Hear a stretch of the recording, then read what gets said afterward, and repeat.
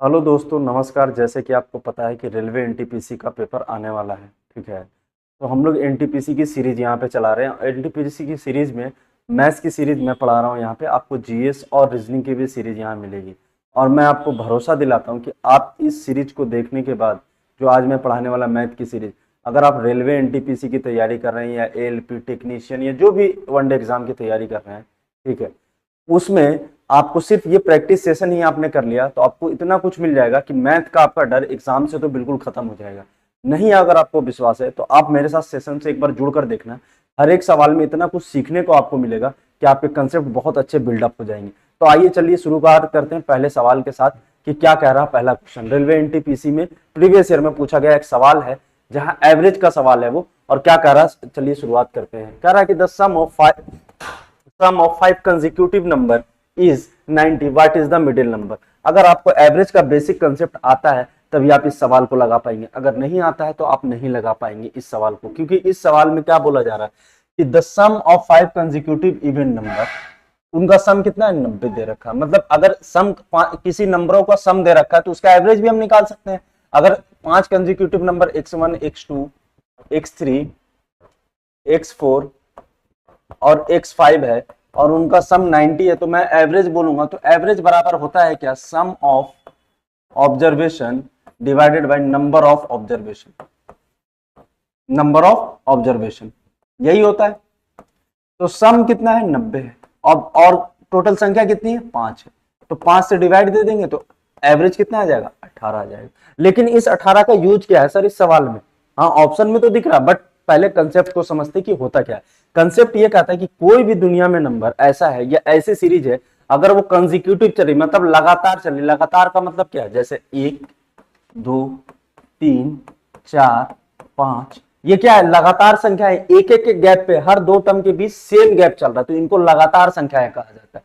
जैसे 2 4 6 8 10 12, ये क्या है लगातार संख्या है। जैसे 3 6 9 12 15, ये क्या है लगातार संख्याएं कहा जाएगा। क्यों? क्योंकि इन दो संख्याओं के बीच क्या है सेम ही गैप चल रहा है। जैसे 3 और 6 के बीच 3 का गैप है, 6 और 9 के बीच 3 का ही गैप है, 9 और 12 के बीच ही 3 का गैप है, 12 और 15 के बीच भी 3 का गैप है। यहां भी 2 का गैप चल रहा है, इन दो कंसेक्यूटिव टर्म के बीच भी 2 कम गैप, ये दो कंसेक्यूटिव टर्म के बीच 2 का गैप। तो ये जो लगातार संख्याएं हैं मतलब एक के बाद एक कंसेक्यूटिव नंबर्स हैं, जब भी ऐसी अगर एक सीरीज लिखी हो जहां दो संख्याओं के बीच का गैप बिल्कुल बराबर चल रहा हो तो उनका मिडिल टर्म ही उनका एवरेज होता है। जैसे अगर मैं बोलूं कि ये एक एक के गैप पे चल रहा है, इसका मिडिल टर्म कौन होगा 3 होगा, और इसका एवरेज भी 3 ही है। जो मिडिल टर्म है वही उसका एवरेज है। अब देखो 5 और 4 9, 9 3 12, 2 14 और 1 15, टोटल सम कितना है 15 और टोटल संख्याएं कितनी है 5। अगर मैं 5 से इसे डिवाइड दूंगा तो एवरेज कितना आएगा, एवरेज भी 3 आ रहा है और मिडिल टर्म भी 3 आ रहा है। वैसे यहां देखो अगर इनका मिडिल टर्म निकालोगे आप तो 1 2 3 4 5 6, टोटल 6 टर्म है। एक और लिख लेते हैं आगे 14, 5 टर्म हो गए। तो 5 टर्मों में मिडिल टर्म अगर मुझे निकालना है इसका तो कौन सा होगा, 1 2 3 4 इधर हो गए, सॉरी 5, टोटल कितने टर्म है 1 2 3 4 5 6 7 टर्म है। 7 टर्म में अगर मिडिल टर्म निकालना हो तो 3 टर्म इधर से कैंसिल हो जाएगा, 3 टर्म इधर से कैंसिल होगा और मिडिल टर्म ही इनका एवरेज होगा। अगर जो मिडिल टर्म हो रहा होगा वही उनका एवरेज हो जाएगा। अगर आपको नहीं ऐसा लग रहा है तो आप जोड़कर एवरेज इन नंबरों का निकालना, 2 से 14 तक की संख्याएं लिखना दो दो की गैप पे, उनका जोड़कर एवरेज निकालना। मिडिल टर्म जो मिडिल टर्म होगा वही उनका एवरेज होगा। जैसे यहाँ कितनी संख्याएं लिखी हुई 1 2 3 4 5, इनका मिडिल टर्म कौन है 9 है, तो इस संख्या का इस सीरीज का एवरेज भी 9 ही होगा। तो वैसे ही मतलब ये पता चल गया कि किसी कोई भी कंसेक्यूटिव टर्म लिखा हुआ है अगर उसका एवरेज मैं पता कर लूं तो वो उसका मिडिल टर्म होता है। मेरा कहने का मतलब यही। तो इसका इसका एवरेज मैंने पता किया कि ये जो कंसेक्यूटिव 5 नंबर दिए उनका एवरेज कितना है 18 है और 18 ही उनका मिडिल टर्म होगा। तो यहाँ इस सवाल में आपने उम्मीद करता हूं कि बहुत कुछ सीखा होगा और इस सॉल्यूशन में आपको काफी कुछ सीखने को मिलेगा। आइए चलते हैं नेक्स्ट सवाल पे। और क्या कर रहा है, एक रेलगाड़ी है वो लगातार 10 सक्सेसिव आवर तक चलती है और उसकी हर बार speed A1 A2 A3 A4 A5 A6 और ऐसे करते A10 तक जाती है। तो कहा जा रहा है कि ट्रेन की एवरेज स्पीड क्या होगी। तो एवरेज स्पीड आप निकालना चाहते हैं जानते हैं तो क्या एवरेज स्पीड का फॉर्मूला होता है कि total distance upon total time total time होता है, ठीक है।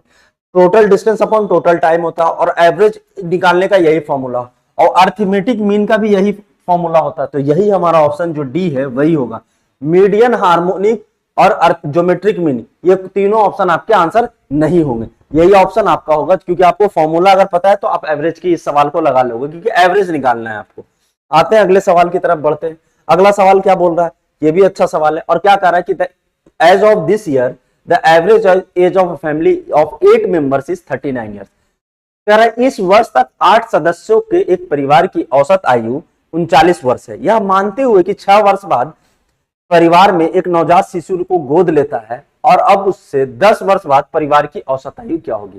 तो मेरा कहने का मतलब है कि वो आपसे क्या पूछ रहा, पहले आपको सवाल समझ आया, पहले आप सवाल समझने की कोशिश करो, सवाल समझ आ जाएगा तभी आप सवाल एवरेज के लगा पाओगे, या एजेज वाले जो आते हैं इनमें समझना, भाषा को समझना बहुत जरूरी है। देखो वो क्या कह रहा है कि एक परिवार है जिसमें 8 लोग हैं, और उसमें उनकी एवरेज एज कितनी है 39। तो ये टोटल एज का सम आ जाएगा, अगर इसकी मल्टीप्लाई करेंगे तो 312 है। अब कहा जा रहा है यहां से 10 साल बाद यहां पे एवरेज एज क्या होगी फैमिली की। बात आपको समझ आ गई होगी कि 8 साल बाद यहां पे एज 812 है, 39 ईयर्स एवरेज एज है, 8 लोग हैं तो कितना है 812 है। 10 साल का सफर चलने के दौरान क्या हुआ कि जैसे 6th ईयर में पहुंचते हैं वो 6 साल बाद एक नवजात को गोद लेते हैं, तो देखते हैं कि 6 साल तक लोगों में क्या चेंज आया होगा। टोटल कितने मेंबर है 8 हैं, और ये 6 साल में कितने बड़े होंगे 8 छक 48, 48 बड़े होंगे। तो 48 ऐड कर दिया तो इसमें ये जुड़ के यहां तक कितना आ गया 800, 360 आ गया, 360 आ गया, यहां तक आप समझ रहे। अब आगे देखते हैं कि यहां से एक और बंदा आ गया है, टोटल 8 लोग थे बट एक बच्चा और आ गया, तो अब फैमिली मेंबर कितने हो गए 9 हो गए, और 9 लोग हो गए, और अभी 4 साल का सफर और बाकी है, अभी 4 साल का सफर और जाना है। तो ये 9 लोग की 4 साल बाद एज कितनी बढ़ेगी, तो 9 चौको 9 चौको 36, 36 साल और बढ़ेगी। तो जब ये यहां पहुंचेंगे इस पॉइंट पे 10 साल बाद, तो इनकी एज क्या होगी 396, और ये अब मेंबर कितने हो चुके हैं 9, और अब एवरेज अगर निकालेंगे तो कितना आएगा 44 ईयर, जो आपके ऑप्शन है सी।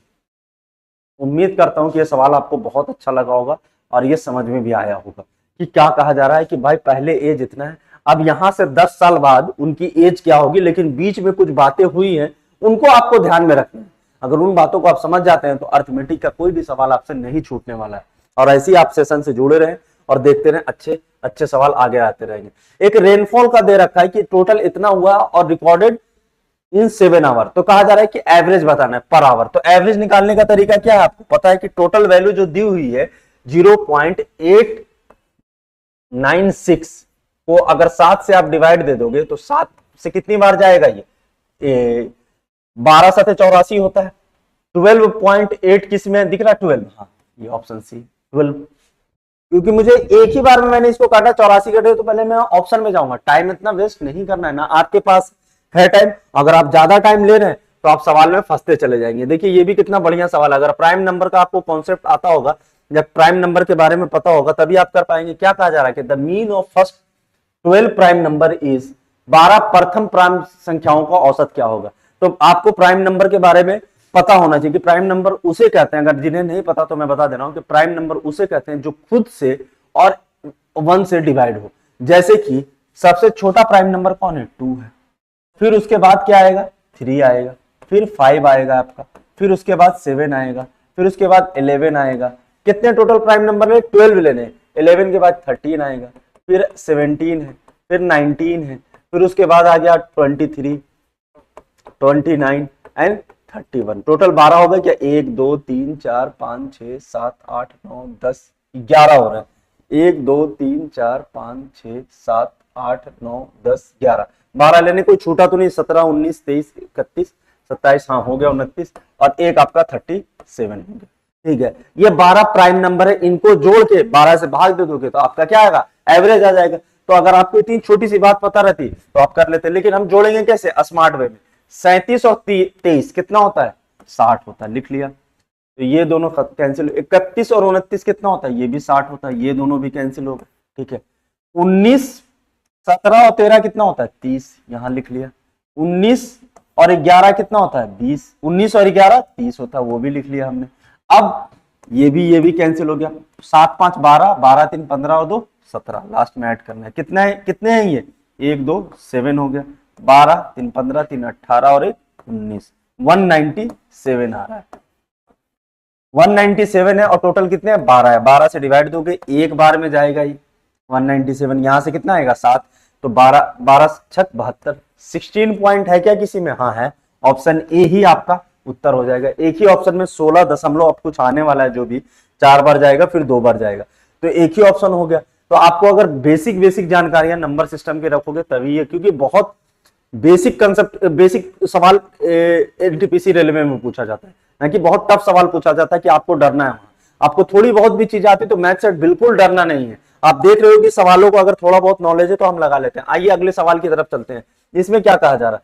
कहा जा रहा था mark obtain in test by a student is given below. एक टेस्ट में के अंदर छात्रों द्वारा कुछ मार्क्स प्राप्त किए गए, उनका डाटा दिया गया आपको, और आपसे बोला जा रहा है कि क्या कितने ऐसे छात्र हैं जो प्लस टू माइनस टू के रेंज में आते हैं।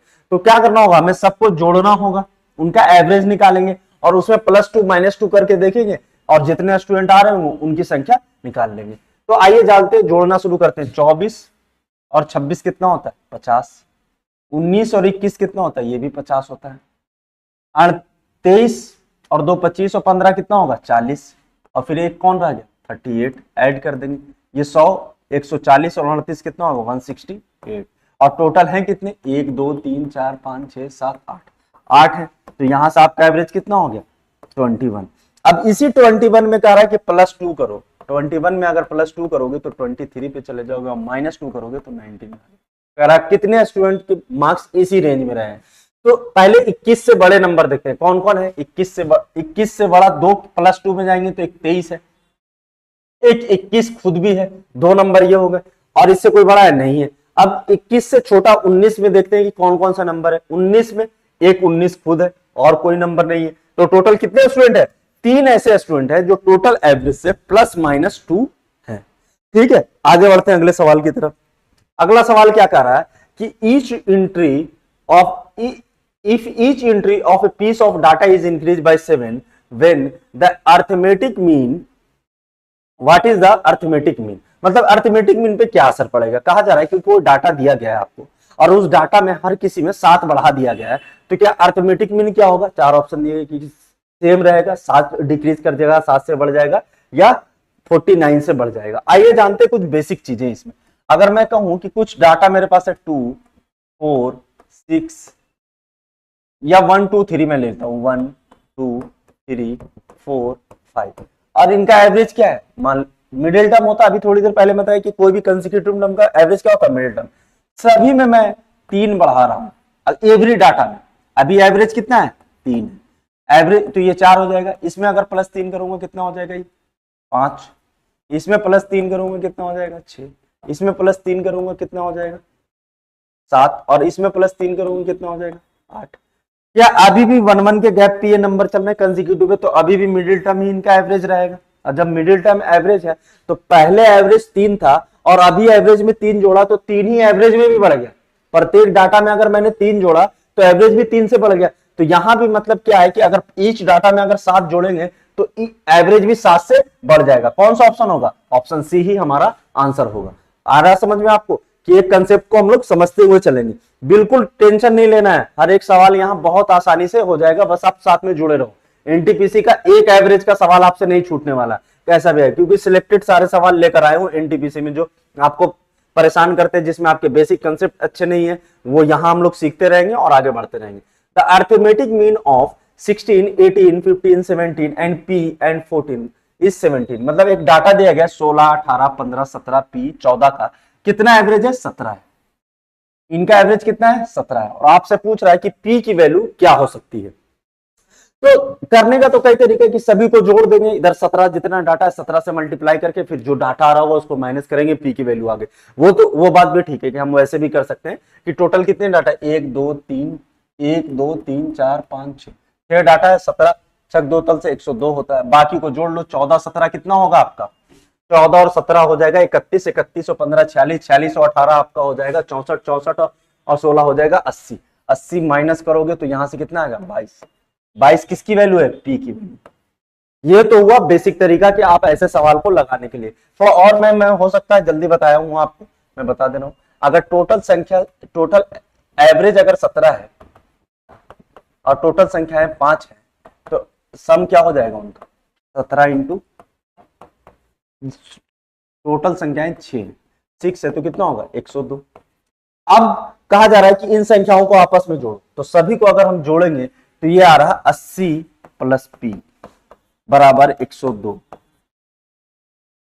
तो P बराबर कितना आ जाएगा? 22। सिंपल था और कुछ नहीं करना, वही मैंने आपको टिक करके बता दिया। दोनों तरीके से डेविएशन मेथड से भी कर सकते हैं, लेकिन क्या जरूरत अभी नहीं है। आप मैथ को उतने ही बार सीखो जितना आपको काम है, ठीक है, कि आपका पेपर निकल जाए, ठीक है। The average of 4 consecutive even integer is 27। What is the largest of this number? कहा जा रहा है कि 4 लगातार कंसेक्यूटिव नंबर दिए गए हैं मान लो, और उनमें मिडिल टर्म ही एवरेज होता है। मुझे पता है कि कोई भी कंसेक्यूटिव नंबर है, अभी मैं बोलता ही आ रहा हूं, देखो कितने क्वेश्चन इस पे आए हैं कि कोई भी कंसेक्यूटिव नंबर है और उसका मिडिल टर्म ही उसका एवरेज होता है। आपको पता है जब मिडिल टर्म ही उसका एवरेज होता है तो मैं कंसेक्यूटिव नंबर का मिडिल टर्म क्या रहा होगा जब एवरेज 27 है? ये रहा होगा। इससे जस्ट बिफोर 2 इवन नंबर रहेंगे और 2 बाद में इवन नंबर रहेंगे, क्योंकि इवन नंबर की बात कर रहा है, एवरेज 27 है। तो इसके जस्ट बाद कौन सा इवन नंबर आएगा? 28। और इसके बाद 2 के गैप पे चलेगा तो 30, और इससे पहले जस्ट बिफोर इवन नंबर 26, और इससे पहले 24। वो पढ़ा लार्जेस्ट संख्या कौन है? तो लार्जेस्ट संख्या 30 है। अगर वो स्मॉलेस्ट पूछता तो 24 है। अगर वो पूछता है कि लार्जेस्ट और स्मॉलेस्ट के बीच का गैप कितना है, तो पता है कि इवन नंबर है तो 2 ही होगा। कितने का गैप है? 6 का गैप है, सॉरी 2 कंसेक्यूटिव के बीच 2 का गैप है। कितने का गैप है? 6 का। तो अगर एक कंसेप्ट आपको पता है तो उससे आप सारे सवाल लगा सकते हो। अगर किसी में कुछ भी पूछ लेते तो आपको हमेशा याद रखना कि अगर कंसेक्यूटिव नंबर है, कोई भी सेम गैप पे चल रहा, वो इवन हो ऑड हो, उनके बीच का गैप बराबर है तो वो नंबर का मिडिल टर्म ही उसका एवरेज होगा। लेकिन अगर ऐसे नंबर आ जाए जैसे ये 4 है लेकिन इसका मिडिल टर्म फाइंड आउट नहीं कर पा रहे हैं, तो इन 2 नंबरों को जोड़ के 2 से डिवाइड देना। 28 और 26 को आपस में जोड़ेंगे तो 54 आएगा, और 2 से डिवाइड दोगे तो कितना आएगा? 27, जो कि इसका मिडिल टर्म भी है और इनका एवरेज भी है। 5 संख्याओं में तो निकाल लेते हैं कि मिडिल टर्म क्या होगा सर, 2 इधर से 2 इधर से, लेकिन 4 संख्याएं तो क्या करना है? 2 संख्याएं जो है इनको आपस में जोड़ो और इनको 2 से डिवाइड दे दो, वही आपका एवरेज आएगा, ठीक है। बीच की 2 संख्याएं लास्ट या फिर लास्ट की 2 संख्या जैसे 24 और 30 को आप जोड़ कर दो, 24 और 30 कितना होता है? 54। 2 से डिवाइड दिया, क्योंकि एक एक यहां से छोड़ना पड़ेगा। तो वैसे ही क्या करना है, जो लास्ट की 2 संख्या में आपको निकालने के लिए इतना टेंशन या परेशान होने की जरूरत नहीं है। आइए